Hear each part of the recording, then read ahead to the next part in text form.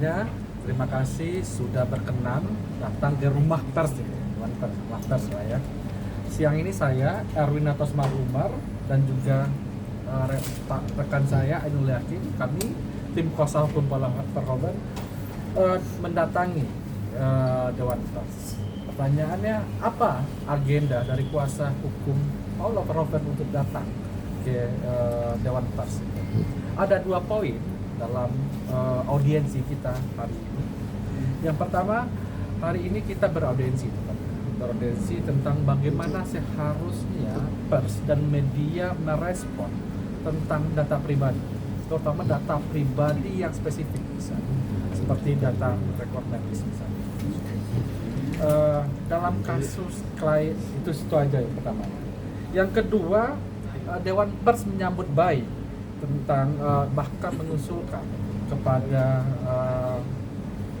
tim kuasa hukum dan Mbak Paula untuk melakukan pengaduan terhadap media-media yang tanda kutip ini ya kurang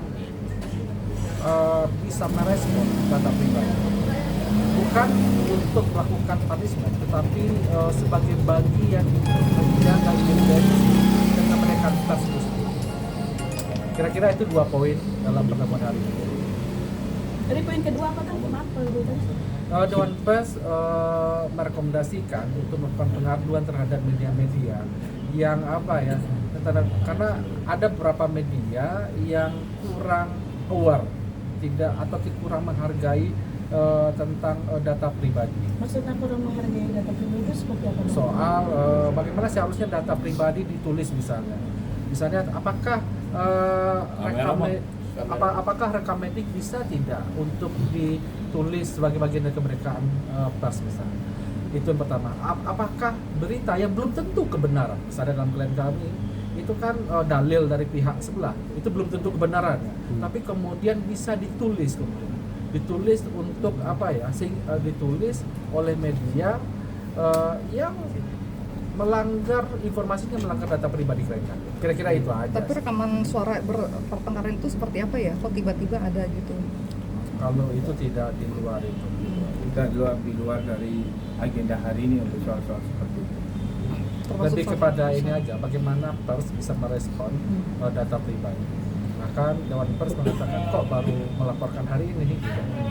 Tapi setidaknya ada ada pandangan yang positif memang pertemuan hari ini terhadap kemajuan pers kita. Ya, termasuk dengan salinan putusan pengadilan itu seperti tadi dibahas juga. Betul, salah satunya itu juga. Tapi itu yang mengupload kan media sosial dari Instagram ya, salah satu Instagram itu Bang. Itu gimana kan Bang? tentu saja media kan punya kode etik. Ada misalnya pemberitaan yang berimbang, apakah sudah ada konfirmasi kepada pihak kami ketiga. Tapi kan banyak bahwa media-media banyak menulis dengan satu perspektif, sehingga kemudian terjadi pemberitaan yang tidak berimbang terhadap klien. Tapi pihak pengadilannya dilaporkan juga nggak Pak? Kemarin sudah kami laporkan ke bawah, kemarin sudah KY sudah juga. Kan kondisi Bapak Paula sendiri saat ini seperti apa? Jadi hari ini itu kita lebih fokus saja pembicaraannya, bahwasanya agenda kita hari ini adalah terkait ke Dewan Pers. Jadi untuk hal-hal di luar itu kami tidak akan merespon, mohon maaf. Bang izin, jika keberatan terkait postingan draft putusan di IG, kenapa tidak melaporkan akun tersebut Bang, malah justru melaporkan ke Dewan Pers? Karena kan dia yang pertama kali memunculkan di media sosial, akhirnya para pers tahu hal tersebut. Iya, tapi itu satu hal, berarti memang ada beberapa langkah hukum yang kami lakukan. Tapi kami tentu berharap media adalah rekan kami, media adalah sahabat kami. Tentu kita harus berdiskusi dengan Dewan Pers bahwa langkah-langkah hukum apa yang harus kami lakukan. Tentu kalau yang lain tentu kita sedang memikirkan upaya-upaya hukumnya, tapi kami berharap bahwa kita semua rekan dan sahabat itu punya proses yang dialogis yang sesuai dengan hukum. Bang, sebentar, abang kan mungkin bisa menilainya dari pihak sana beritanya lebih banyak dibanding dari pihaknya Paula ya Bang. Itu sendiri kan kalau dari kita pribadi karena Paulanya lebih banyak diam dibanding dari pihak sebelah. Itu gimana sih Bang maksudnya? Iya, tadi Dewan Pers juga memberikan rekomendasi juga bahwa memang seharusnya pihak kami cukup merespon dengan positif, tidak ada tidak pasif, karena bagaimanapun kon media adalah rekan kita semua, pemberitaan untuk kepentingan umum, kepentingan publik, ya harusnya mencoba melakukan klarifikasi. Bahkan seperti yang kami katakan, ada pemberitaan yang belum tentu kebenarannya menyangkut data pribadi di sosial media. Tapi kemudian kami bisa jadi responnya kurang responsif ya, sehingga kemudian itu penting jadi pelajaran juga. Bang akan melaporkan juga nggak sih Bang nantinya Bang? Mungkin kapan Bang? Secepatnya sedang kami analisis tadi tentang sejauh mana tadi mana yang bisa masuk ranah Dewan Pers, mana yang tidak, sedang kami petakan. Nah, tentu kalau bisa kita ini prosesnya cuma proses Dewan Pers, tidak bisa bersambung ke upaya lain, meskipun tidak tutup kemungkinan. Mungkin untuk akun-akun sendiri Bang, yang akun-akun yang menyebarkan data-data tersebut, apakah akan segera dilaporkan atau gimana? Iya, kami sedang akan mencoba memikirkan tentang langkah hukum. Tapi saat ini sudah diketahui belum sih Bang dari si penyebar data informasi pribadi tersebut, apalagi yang kemarin bisa ketahui isi draft dari putusan tersebut sempat bocor. Itu pasti kan ada yang menyebarkan ya Bang ya. Sementara isi putusan sendiri itu cuma dimiliki oleh 3 dari hakim dan kedua termohon pihak. Iya, itu kami tidak tahu. Makanya kemarin kami melaporkan ke Bawas, biarkan Bawas melakukan investigasi dan kemudian menemukan siapa sebenarnya aktor di balik.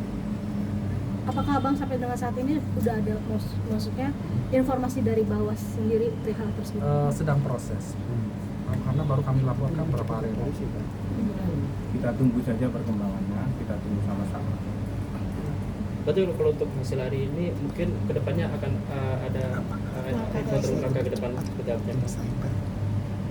Setelah mendatangi Dewan Pers. Ya, mungkin paling cepat itu pengaduan. Dewan Pers mengatakan bahwa ada beberapa langkah yang bisa diambil.